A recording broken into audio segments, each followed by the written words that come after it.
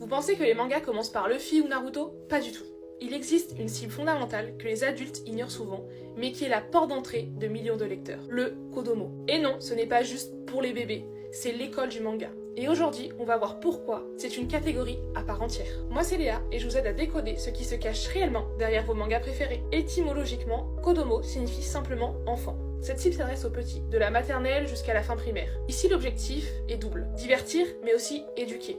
Les magazines Kodomo, comme le célèbre Korokoro Comic, sont conçus pour apprendre aux enfants à lire des mangas. Comment lire les cases de droite à gauche, comment interpréter les onomatopées, et d'ailleurs regardez bien les pages d'un Kodomo. Vous y verrez des furigana. Ce sont des petites aides à la lecture au-dessus des caractères complexes. Techniquement, les dessins sont plus aérés, les contours sont plus épais.